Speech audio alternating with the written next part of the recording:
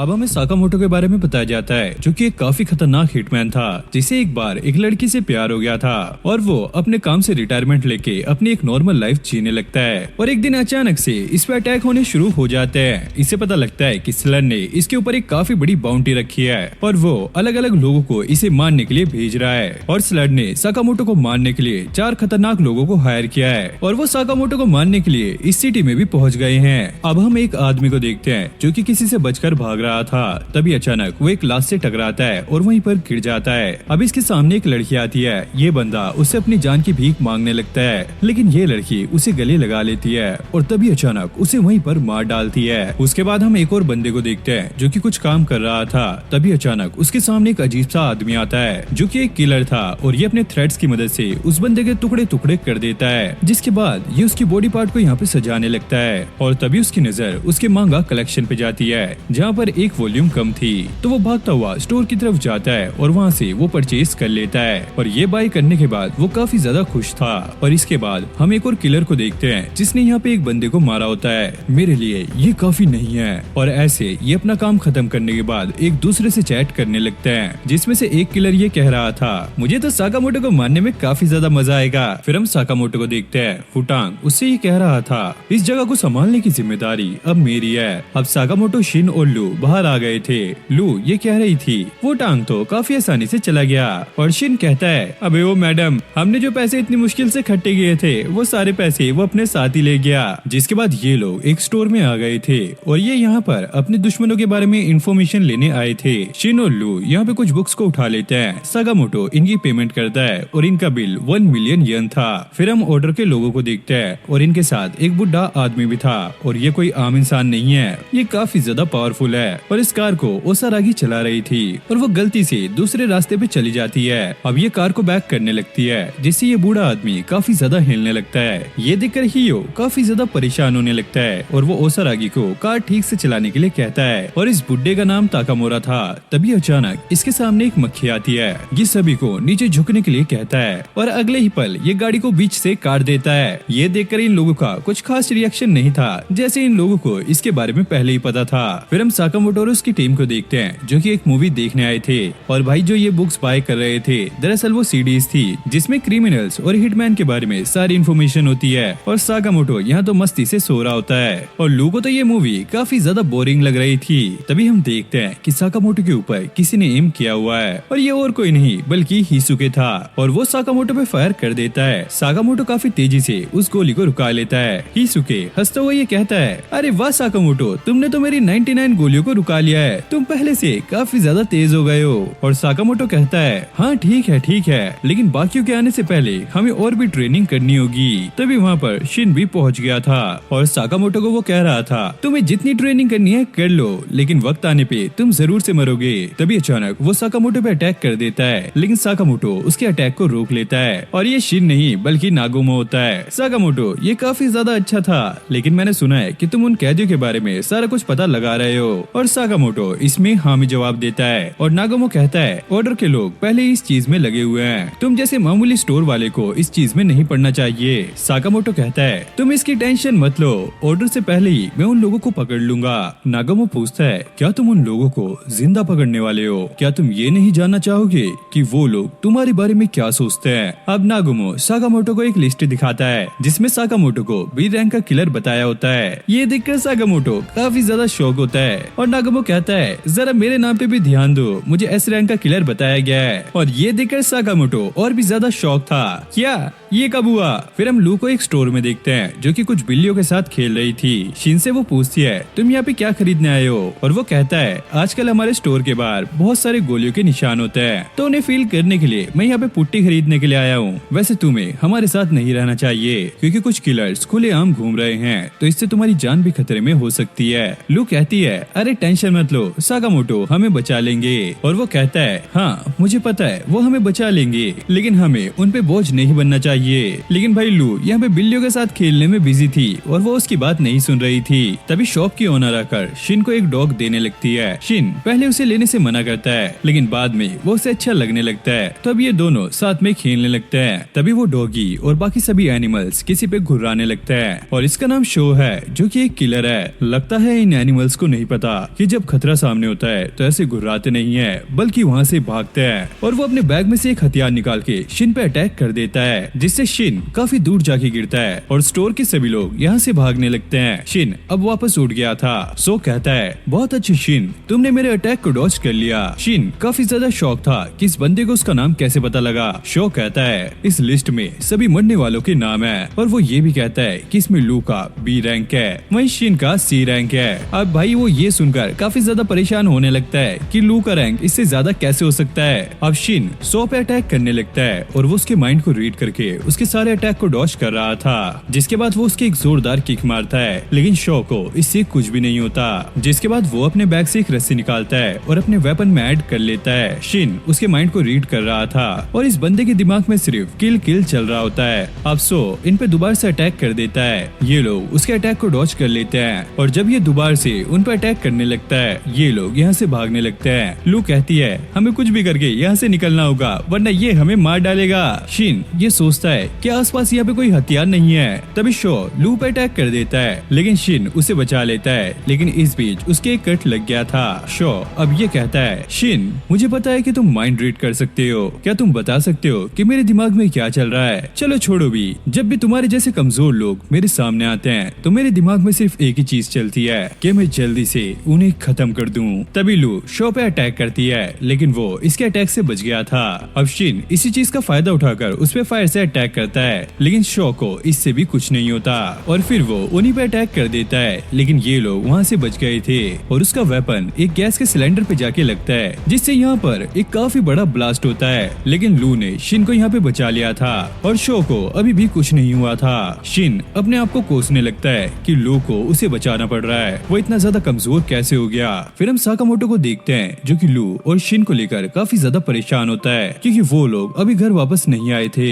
हिसुके कहता है, अरे तुम चिंता मत करो, उन लोगों को कुछ नहीं होगा, क्योंकि वो मेरा काफी अच्छा दोस्त है। साकामोटो कहता है, हाँ मुझे इस बात पे विश्वास है, लेकिन ऐसे मौके काफी ज्यादा कम आए हैं जब शिन को अपनी जान की बाजी लगानी पड़ी है। इधर शो शिन का मजाक बनाने लगता है, क्योंकि वो इससे हार रहा था। अरे काश मैं तुम्हारा माइंड रीड कर पाता, मैं देखना चाहता हूँ कि तुम अपने लास्ट टाइम में क्या सोच रहे हो, और तुम्हें मारने के बाद मेरा नेक्स्ट टारगेट है साकामोटो की फैमिली, और उसके बाद मैं साकामोटो को मारूंगा और इस तरह मैं उसके पूरे परिवार को खत्म कर दूंगा। और ये सुनकर शिन को कुछ होने लगता है, उसका ब्लड काफी तेजी से फ्लो करने लगता है और उसकी आंखें भी अब ब्लू हो गई थी। शो जैसे ही उस पे अटैक करता है, लेकिन शिन काफी तेजी से उसके अटैक से बच जाता है, और जब वो दोबारा इस पे अटैक करता है तो शिन इस बार उसके वेपन को पकड़ लेता है। मैं तुम्हारे फ्यूचर को देख सकता हूँ और मुझे पता है कि तुम अब मरने वाले हो। जिसके बाद वो शो पे अटैक कर देता है और इस अटैक से उसके मुंह से ब्लड आने लगता है। अब शो जैसे ही शिन पे अटैक करता है तो शिन उसके अटैक से बच रहा होता है। जिसके बाद शो भी ये सोचने लगता है क्या सच में ये फ्यूचर देख सकता है। जिसके बाद शिन उसके एक जोरदार मुक्का मारता है और शो को इससे काफी ज्यादा चोटें आई होती है, और शिन कहता है, जो भी मेरे करीब है मैं उन्हें कुछ नहीं होने दूंगा। फिर हमें एक सीन दिखाया जाता है जहाँ पे वुटान शिन को सबकॉन्शियस माइंड के बारे में कुछ बता रहा होता है, जैसे कि शिन सबका माइंड रीड कर सकता है और इससे इसे फाइट में काफी ज्यादा फायदा होता है। और वुटान कहता है, तुम इससे भी एक लेवल अप जा सकते हो, लेकिन इसके लिए तुम्हें मोटर रेडीनेस पोटेंशियल के बारे में जानना होगा, यानी कि जब आपका दिमाग आपको सिग्नल दे रहा होता है नर्व एंडिंग के थ्रू पंचेस थ्रो करने के लिए, अगर उसी वक्त तुम थॉट्स को पकड़ लेते हो तो तुम्हारी फाइटिंग और भी ज्यादा बेटर हो जाएगी।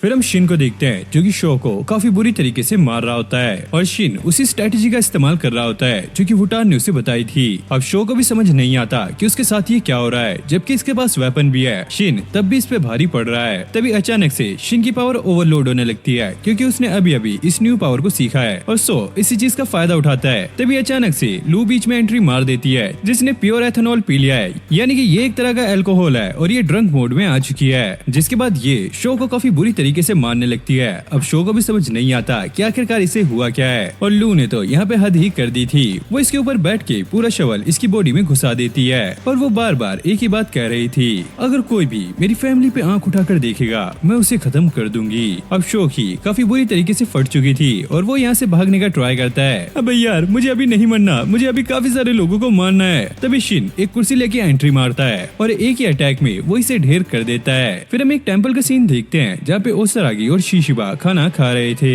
तभी शिशिबा के पास नागोमो का कॉल आता है और वो उसे बताता है कि कैसे एक डेथ रो प्रिजनर की ऑलरेडी मौत हो चुकी है और अब वो और भी प्रिजनर्स को मारने जा रहा है। शिशिबा और ओसारागी खुद भी उन लोगों को मारना चाहते हैं, लेकिन अभी तक इनके हाथ एक भी नहीं लगा। अब ओसारागी तेजी से अपना खाना खाने लगती है और कुछ खाना शिशिबा के लिए छोड़ के वहाँ से जाने लगती है। शिशिबा जैसे उस खाने को खाता है वो देखता है कि इस खाने में ऑनियन है, जिससे उसे काफी ज्यादा गुस्सा आता है। फिर हम सो को देखते हैं जो कि उस स्टोर से निकल के जल्दी से एक कार में बैठता है और अब वो एयरपोर्ट की तरफ निकल रहा था ताकि वो यहाँ से बच सके, लेकिन वो नोटिस करता है कि कार में एक और प्रिजनर बैठा है और वो सो का खेल 10 रुपए में खत्म कर देता है। फिर हम शिन को देखते हैं जो कि अब ठीक है, लेकिन इसके सर में काफी ज्यादा दर्द हो रहा होता है और वहाँ पर हमें एक न्यू एसोसिएशन को दिखाया जाता है जिनका नाम है फ्लोटर्स और ये JAA का एक क्लीनिंग ग्रुप है और जहाँ पे भी कोई इंसिडेंट होता है ये लोग जाकर वहाँ पे साफ सफाई करते हैं। फिर हम दोबारा से टेंपल का सीन देखते हैं जहाँ पे ओसारागी अपना सूटकेस लेकर प्रेयर करने के लिए आई होती है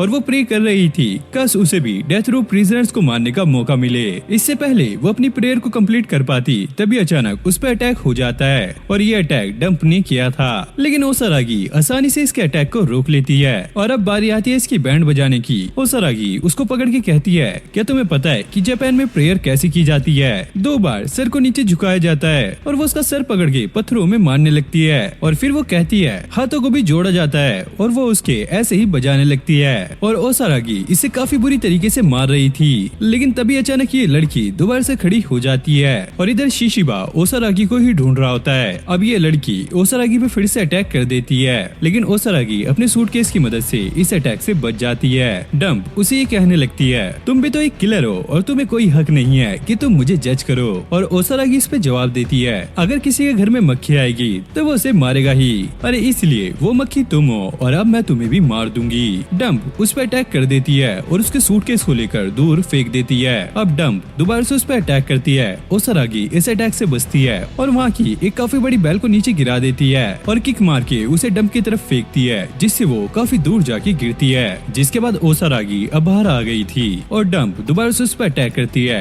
और ये अटैक ओसारागी के हाथ के आर पार हो जाता है, लेकिन ओसारागी अपने हाथ को आगे बढ़ाते हुए उसके हाथ को पकड़ लेती है और उसके एक जोरदार किक मारती है। फिर हमें डंप का एक पास्ट दिखाया जाता है। वो पहले जिस चीज को भी लाइक किया करती थी उसका मानना था कि वो चीज और किसी को लाइक ना करे, सिर्फ और सिर्फ वो एक इंसान को लाइक करे, वो थी डंप, और इसलिए वो उन सभी लोगों को मार देती थी जो भी इसे लाइक किया करता था। अब प्रेजेंट में उस अटैक से डंप काफी दूर जाके गिरती है और अब वो दोबारा से ओसारागी पे अटैक कर देती है। ओसारागी उसके सभी अटैक से बच रही थी और वो इस किलर के दोबारा से एक जोरदार किक मारती है और ये वापस से दूर जाके गिरती है। अब डंप बार बार ऐसे ही उस पे अटैक कर रही थी और ओसारागी भी बार बार किक मार के उसे पीछे कर रही थी। अब ओसारागी को उसका सूटकेस भी मिल गया था। अब ये किलर ये कहने लगती है आखिरकार हमेशा मेरे साथ ही ऐसा क्यों होता है, क्योंकि वो हमेशा ही प्यार करती आई है। अब ओसारागी ये कहने लगती है पता है ना कि वो एक किलर है और वो अपने बैग से एक काफी बड़े ब्लेड को निकाल लेती है। मेरा हमेशा से मकसद है किलर्स को खत्म करना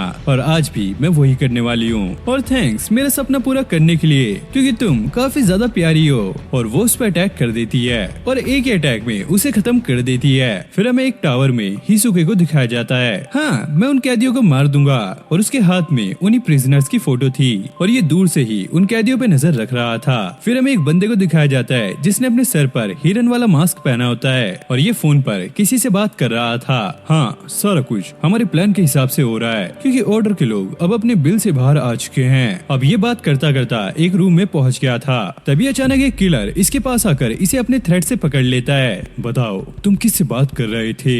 और वो किलर कहता है मैं अपनी लाइफ अपने हिसाब से ही जीना चाहता हूँ, लेकिन ये बंदा कहता है तुम्हें सिर्फ उन्हीं लोगों को मारना है जिनका नाम उस लिस्ट में है। लेकिन ये किलर अपने थ्रेड की मदद से इस बंदे को यहीं पे काट देता है, जिसके बाद वो यहाँ से चला जाता है। लेकिन ये बंदा इतने टुकड़ों में कटने के बाद भी अभी भी जिंदा था और ये किसी से फोन पे बात कर रहा था। फोन पे जो इंसान था वो ये कह रहा होता है इस किलर को अपनी जिंदगी अपने हिसाब से जीने दो, ये उन लोगों को मारने के लिए अभी जो कर रहे हैं ये काफी है। फिर हमें साकामोटो की शॉप के बाहर एक किलर को दिखाया जाता है। वहीं शॉप में साकामोटो की वाइफ फोन पर साकामोटो से ही बात कर रही होती है और साकामोटो अपनी वाइफ से पूछ रहा था अभी तक कोई कस्टमर आया भी है या फिर नहीं। उसकी वाइफ जवाब देती है और वो कहती है कि अभी तक कोई नहीं आया। साकामोटो कहता है तो ठीक है, अपना ध्यान रखना। तभी अचानक वहाँ पर वो किलर पहुँच जाता है। आओई इससे ये पूछती है आपको क्या चाहिए, लेकिन ये बंदा उसे कोई भी जवाब नहीं देता।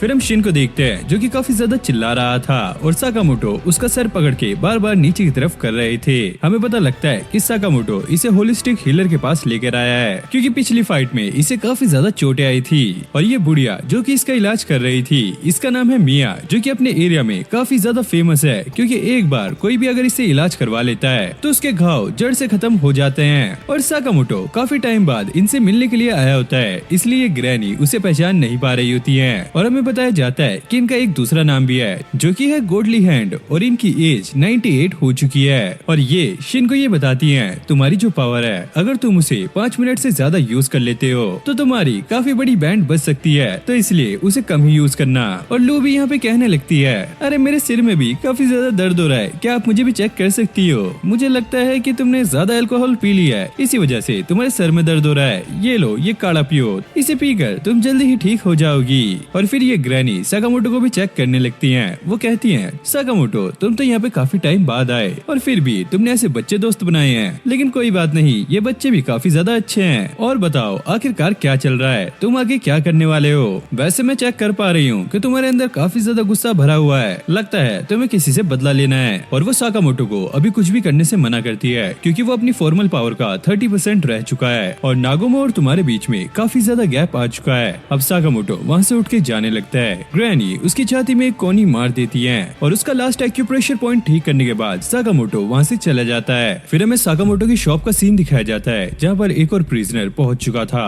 और वो उसकी वाइफ से साकामोटो के बारे में पता करने लगता है। और जब वो इसे कुछ नहीं बताती तो ये उसे गले से पकड़ लेता है। अब वो इसे मारने वाला था, लेकिन तभी अचानक वो इसका हाथ तोड़ देती है और हमें पता लगता है कि असली में ये उसकी वाइफ नहीं थी बल्कि नागोमो था जो कि अपना भेष बदल के एनिमीज का आने का वेट कर रहा था। दरअसल साकामोटो ने आज इसे स्टोर का ध्यान रखने के लिए कहा था और फिर इन दोनों में काफी खतरनाक फाइट होती है। नागोमो उसे मारने में नाकामयाब रहता है क्योंकि वो अपनी प्लास्टिक की नाइफ को यूज कर रहा था। फिर हम हिसुके को देखते हैं जो कि दूसरे प्रिजनर्स को ढूंढ रहा होता है। वो कहता है मेरी दादी ने कहा था अगर तुम्हें कभी भी कोई चीज ना मिले तो तुम्हें सीधा अपनी नाक के नीचे देखना चाहिए। और वो उसी चीज को फॉलो करते हुए एक ग्लास के नीचे देखने लगता है और नीचे उसका पार्ट दिखाई देता है और यहाँ पर वो एक ऐसे इंसान को ढूंढ रहा था जिसके बारे में वो अच्छे से पता कर सके और उसकी सारी इन्फॉर्मेशन निकाल सके। और हिसुके उस पे एम करता हुआ उस पे फायर कर देता है, लेकिन वो इसकी गोली को अपने थ्रेड से ही रुका लेता है और स्पाइडरमैन बन के वो सीधा इसके पास पहुंच जाता है। और अब इन दोनों में फाइट स्टार्ट हो जाती है। अब पिसुके हिसुके के कान में कुछ बताता है और वो नीचे फायर कर देता है। अपार्ट ने अब उसे अपने थ्रेड में बांध लिया था। तो फाइनली साकामोटो का एक दोस्त तो मुझे मिल गया है, अब तुम्हें मारने में मुझे काफी ज्यादा मजा आएगा। और जैसी वो उस पर अटैक करने वाला था तभी एलिवेटर में से साकामोटो निकलता है और इसके एक जोरदार पंच मारता है। दरअसल हिसुके ने अभी जो फायर की थी वो साकामोटो पे की थी ताकि उसे पता लग सके कि अपार्ट यहाँ पे पहुँच गया है। अपार्ट अब ये कहता है साकामोटो तारो तुम्हारे बारे में मैंने काफी कुछ सुना है, लेकिन तुम काफी ज्यादा मोटे हो, लेकिन फिर भी तुम बहुत ज्यादा ताकतवर हो। फिर हम मिनिमलिस्ट को देखते हैं जो कि नागोमो को ये बता रहा होता है मैं अभी तक 438 लोगों को मार चुका हूँ और अगला नंबर तुम्हारा होने वाला है। नागोमो कहता है अबे यार क्या ये चीजें तुम गिनते भी हो, इनका हिसाब कौन रखता है? और वो बातों के बीच में ही इसका फोन निकाल लेता है और पहले तो वो स्लर का नंबर चेक करता है, जिसके बाद वो सारी इन्फॉर्मेशन चेक करने लगता है कि इसके फोन में क्या क्या है, लेकिन उसे इसमें कुछ नहीं मिलता तो वो इसके फोन को फेंक देता है। और मिनिमलिस्ट को अब जो भी सामान मिल रहा था उससे वो नागोमो पे अटैक करने लगता है, लेकिन वो इससे काफी आसानी से बच रहा होता है। अब मिनिमलिस्ट उसको ढूंढने लगता है क्योंकि वो आसपास नहीं दिख रहा था। नागोमो अब उसके अंदर ही कन्वर्ट होकर उसे एक शीशे में से खींच लेता है। अब नागोमो उसका गला पकड़ के उसकी चेकिंग करने लगता है, लेकिन उसके पास इसे कुछ नहीं मिलता। नागोमो कहता है देखो यार मैं काफी ज्यादा शरीफ इंसान हूँ, तो मुझे बता दो तुम किस तरीके से मरना चाहोगे। अब उसने अपने वेपन्स को बाहर निकाल लिया था जो कि अलग अलग तरीके के ब्लेड थे। नागोमो उसे एक सिलेक्ट करने के लिए कहता है। वो बंदा कहता है तुम्हें क्या लगता है कि तुम ऐसे ही मेरा मजाक बनाते रहोगे? जिसके बाद वो नागोमो पे अटैक कर देता है। अब नागोमो एक डाइस निकालता है और इस बंदे के मुंह में फेंक कर मारता है और इस पर 3 नंबर आया था और इसके वेपन में तीसरे नंबर पे था एक काफी खतरनाक कैन ओपनर और नागोमो इसी की मदद से इस बंदे का खेल यहीं पे खत्म कर देता है। फिर हम साकामोटो को देखते हैं जो कि अपार्ट से फाइट कर रहा था और उसे इससे फाइट करने में थोड़ा सा स्ट्रगल करना पड़ता है। वहीं दूसरी तरफ नागोमो ने मजाक मजाक मजाक में उस बंदे को काफी आसानी से मार दिया। मतलब इन दोनों की स्ट्रेंथ में काफी ज्यादा फर्क है और हमें पता लगता है कि मिया ने साकामोटो तारो के जो एक्यूप्रेशर पॉइंट को हिट किया था उसकी वजह से ये अपना वेट भी लूज नहीं कर पा रहा है और साथ ही साथ ना तो फास्ट और ना ही स्ट्रॉन्ग बन पा रहा है। अब अपार्ट अपनी थ्रेड्स की मदद से साकामोटो को पकड़ के खींचने लगता है। वहीं साकामोटो उस पे एक छोटा सा टावर फेंक के मारता है जिसके बाद वहाँ पे रखे हुए सारे टॉयज अब गिरने लगते हैं। वहीं अपार्ट जिसे ओसीडी नाम की एक बीमारी है अब वो जाकर सारे सामान को ठीक करने लगता है। अबे भाई लड़कियों वाली बीमारी है कैसे? साकामोटो अपने वेट को लूज करने की काफी ज्यादा ट्राई कर रहा था लेकिन वो इसमें असफल होता है और वो सोचता है अबे यार ऐसे इससे फाइट करने में मुझे काफी ज्यादा मुसीबत आ सकती है, लेकिन हाँ ग्रैनी ने मेरे एक्यूप्रेशर पॉइंट को काफी ज्यादा ठीक कर दिया है और इसलिए मुझे अपनी बॉडी पहले से ज्यादा लाइट महसूस हो रही है। वहीं हम ग्रैनी को देखते हैं जो कि शिन और लू को ये बता रही होती है साकामोटो बस अपनी 30% फॉर्मल पावर पे है, स्पेशली जब वो पतला नहीं है। वैसे हर वक्त उसे पतला होने की जरूरत नहीं है, उल्टा उसी का वेट उसके ज्यादा काम आ सकता है क्योंकि जितना ज्यादा वेट होगा उतना ही पावर का फोर्स होगा। अपार्ट अब साकामोटो को फटीचर कहने लगता है क्योंकि उसकी पॉकेट में काफी ज्यादा जंक है और उसकी चप्पलें भी फटी हुई हैं। वहीं ग्रैनी ये बता रही थी साकामोटो को अच्छे से फाइट करने के लिए अपना वेट लूज करने की जरूरत नहीं है, बस उसे इसी फॉर्म में अच्छे से मूव करना सीखना है। और उसके जाते टाइम जब मैंने उसका एक्यूप्रेशर पॉइंट हिट किया था उसकी वजह से अब उसकी बॉडी ठीक से काम करने लग गई होगी। और यहाँ पे साकामोटो ने अपार्ट का भूत बनाया हुआ था, वो उसे काफी बुरी तरीके से मारता है जिसके बाद वो उसे लिफ्ट में भी ले गया था और वहीं पर उसका धोबी घाट बना देता है और ये लोग एक जगह पे आके गिरते हैं। अपार्ट अब ये कह रहा था बहुत टाइम बाद मुझे कोई ऐसा मिला है जो मेरे से अच्छे से कनेक्ट हो पाया है, तो साकामोटो तारो क्या तुम मेरी कहानी सुनोगे? और साकामोटो साफ ही उसे मना कर देता है मेरे पास ऐसा कुछ भी करने का टाइम नहीं है जिसमें मेरा ज्यादा टाइम वेस्ट हो। अब हम ओसारागी और शिशिबा को देखते हैं और ओसारागी इस टेम्पल को पूरा ही तबाह कर चुकी है और शिशिबा उसे ताने मारता हुआ कहता है क्या तुम्हें पता है ये जो गेट थे वो भगवान के पास जाने का रास्ता है और तुमने इसे पूरा ही डिस्ट्रॉय कर दिया है। जब सुबह भगवान सोकर उठेंगे तो उन्हें कैसा लगेगा? ओसारागी कहती है ये मुझे अकेले ही करना पड़ा क्योंकि तुम खाना खाने में बिजी थे। अब शिशिबा को एक कॉल आता है और इस तरफ नागुमो था और वो कहता है क्या तुमने फाइल के लास्ट पेज को चेक किया? दरअसल सलर का ये प्लान था कि सारे इनमेट्स मिलकर एक दूसरे को मार डालेंगे और उसके अगले पेज में कुछ और भी लिखा था। और नागुमो कहता है मुझे ऐसा लगता है कि सलर ने इन लोगों को इसलिए हायर किया था ताकि ये लोग इन चीजों को काफी लंबे टाइम तक ड्रैग कर सके। और फिर हम सारे इनमेट्स की रेटिंग देखते हैं और अपार्ट इनमें से सबसे ज्यादा ताकतवर है। वहीं हम साकामोटो को देखते हैं, अपार्ट उससे ये कह रहा था तुम पहले इंसान हो जिससे मैंने कनेक्टेड फील किया है लेकिन तुम्हारे अंदर काफी ज्यादा घमंड है। जिसके बाद अब ये दोनों दोबारा से फाइट करना स्टार्ट कर देते हैं। फिर हमें अपार्ट का पास्ट दिखाया जाता है। बचपन में कोई भी उससे बात नहीं किया करता था, यहाँ तक कि उसकी मम्मी भी उस पर ध्यान नहीं दिया करती थी और उसे तो अपनी मॉम की आवाज भी याद नहीं थी। लेकिन उसके डैड जो कि अपने काम में काफी ज्यादा बिजी रहा करते थे वो फिर भी उससे काफी ज्यादा प्यार करते थे और उन्होंने इसे एक टॉय भी दिया था। और वो अपने बेटे को बताते हैं असल में एक ही चीज मैटर करती है,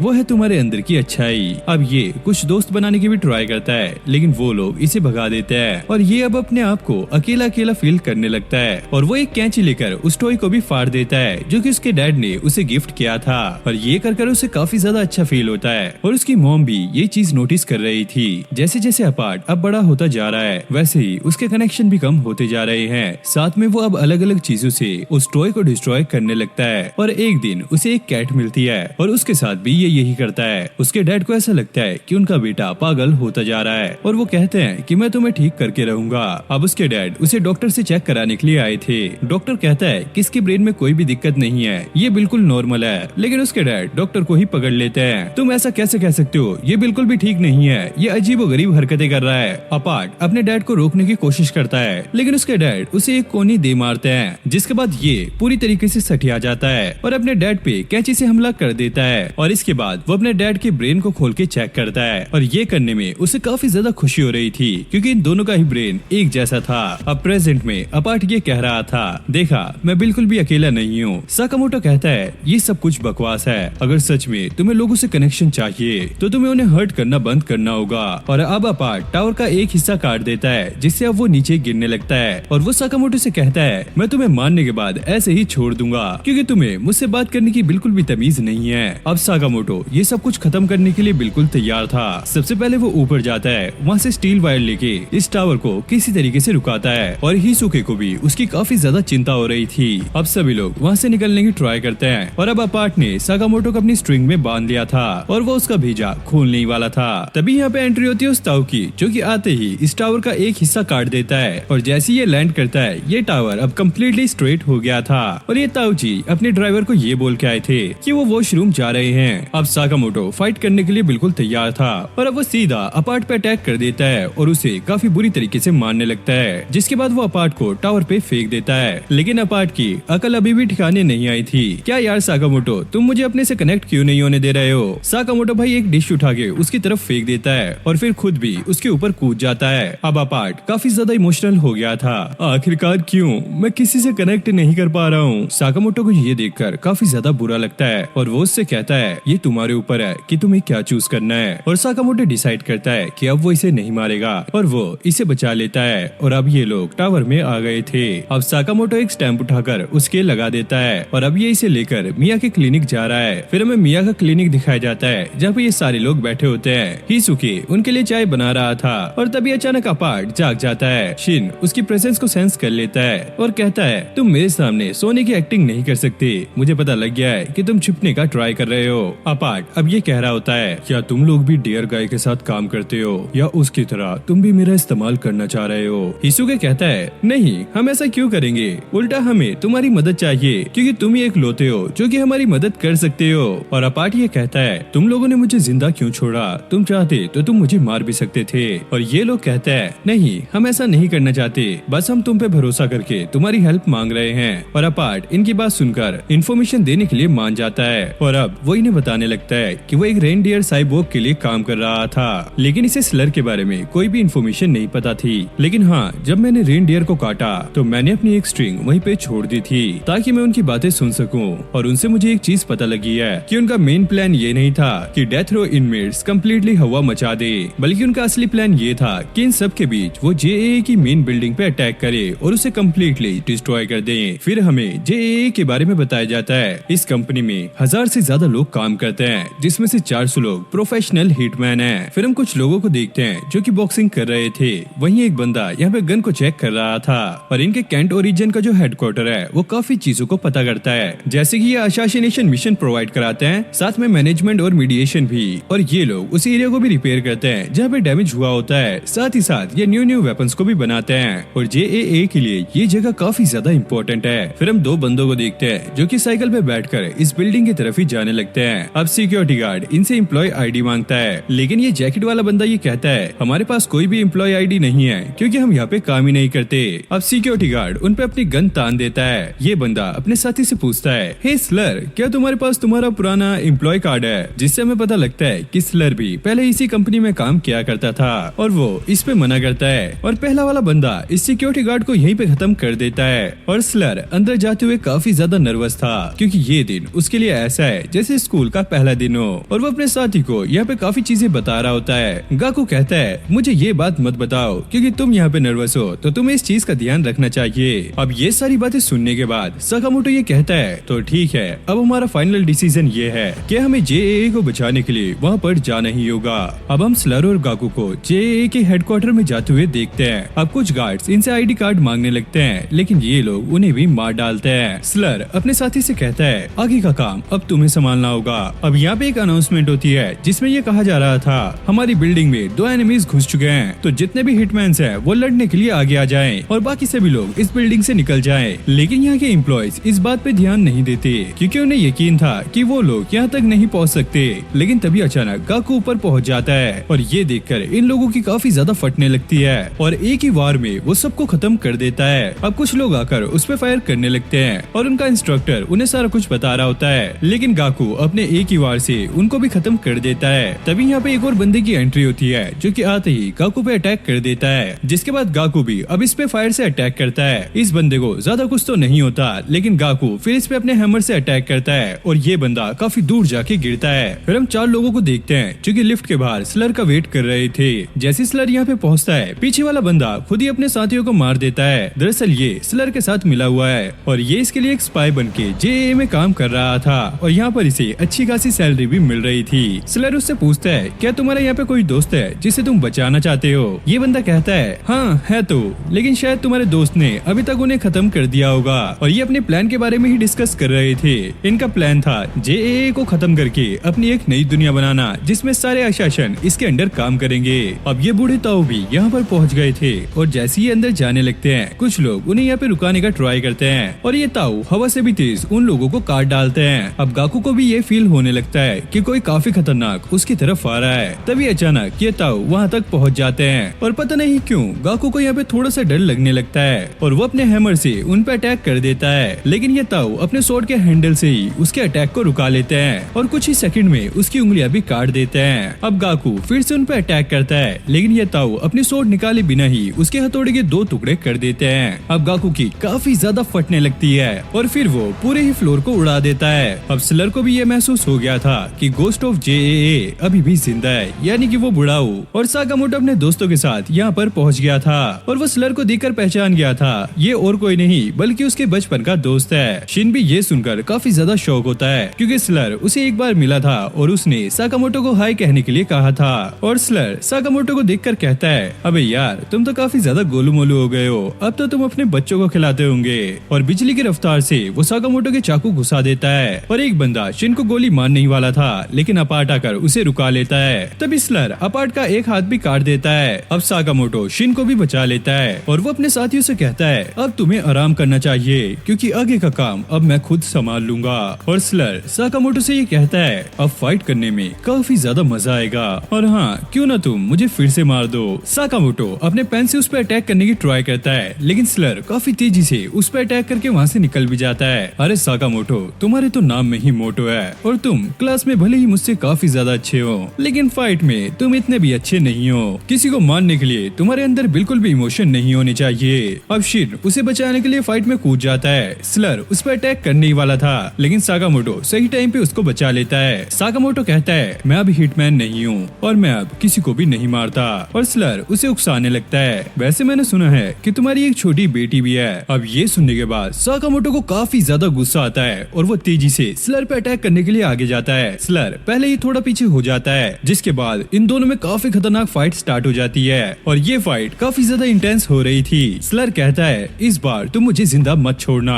शिन साकामोटो को रुकने के लिए कहता है क्योंकि उसने अपनी फैमिली से ये वादा किया था कि वो कभी भी किसी की जान नहीं लेगा। तभी वहाँ पे गाकू की एंट्री होती है। वो स्लर से कहता है, तुमने तो मुझे किसी भी बुढ़ाऊ के बारे में नहीं बताया था क्योंकि जैकी चैन का चाचा हो। अब ये ताऊ गेट काटते हुए अंदर आ गए थे। एक बंदा उन्हें रुकाने की ट्राई करता है, लेकिन वो इसकी गेम यहीं पे बजा देते हैं। साथ में ये गाकू का एक हाथ भी काट देते हैं और वो कहता है, आखिरकार फाइट में हाथ की क्या जरूरत है, और वो अपने कटे हुए हाथ से ताऊ के ऊपर अटैक करता है और ताऊ की स्वॉर्ड में इससे थोड़े से क्रैक आ जाते हैं। अब स्लर गाकू को रुकाते हुए कहता है, चलो अब हमें यहाँ से निकलना होगा, लेकिन वो ताऊ अपनी स्वॉर्ड से काफी खतरनाक स्विंग करते हैं। अब साकामोटो भी इन पे अटैक करने लगता है। वहीं ये ताऊ भी इन दोनों की बैंड बजाने वाले थे। तभी ऊडा बीच में आकर अपने आप को ही उड़ा लेता है, जिससे यहाँ पे थोड़े टाइम के लिए शांति हो जाती है। अब शिन भागते हुए साकामोटो के पास आता है। वहीं स्लर भी उसे देख रहा होता है और वो गाकू के साथ वहाँ से निकल जाता है। फिर हमें पता लगता है कि सितंबर के उस दिन में 176 लोग मारे गए थे,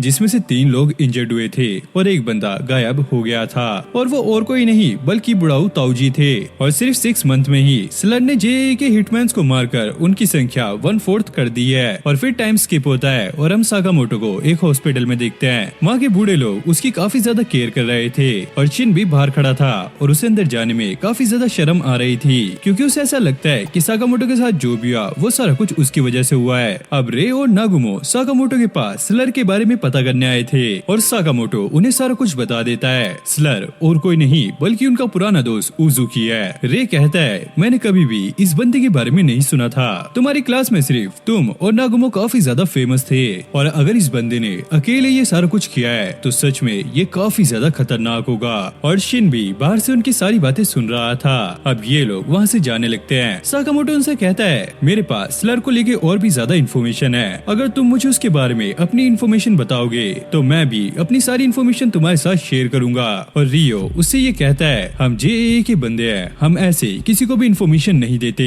वैसे अब तुम्हारी फैमिली है, अगर तुम इन चीजों में पड़ोगे तो तुम्हारे बाद उनका क्या होगा। और ये ऐसे ही आपस में फाइट करने लगते हैं, जिसके बाद अभी एक दूसरे रूम में आ गए थे। रियो कहता है, तुम्हें फाइट करनी ही क्यों है, क्या तुम किसी पे भी भरोसा नहीं करते। साकामोटो कहता है, हाँ पहले मैं ऐसा ही था, लेकिन अब मैं कुछ लोगों पे भरोसा करने लग गया हूँ। तभी शिन आकर उस पर अटैक करता है और ये बंदा जाके MRI मशीन में चिपक भाग जाता है। रियो उससे ये कहता है, अगर तुम्हें सच में स्लर के बारे में कोई भी इन्फॉर्मेशन चाहिए तो तुम जेसीसी डेटा बैंक में जाकर सारा कुछ चेक कर सकते हो। अब साकामोटो और शिन एक छत पर आ गए थे। शिन साकामोटो से कहता है, ये बास्केट मैं आपके लिए लाया था, लेकिन मुझे ये देने में काफी ज्यादा शर्म आ रही थी क्योंकि आपका जो हाल हुआ है उसकी वजह मैं ही था। अब साकामोटो अपने मन में ये कहता है, कोई बात नहीं, जब स्लर ने मेरी बेटी के बारे में कहा था तो मैं उसे मानने ही वाला था। उस टाइम तुम ही थे जिसने मुझे कंट्रोल किया। और शिन को ये सारा कुछ उसका माइंड रीड करके पता लग रहा होता है।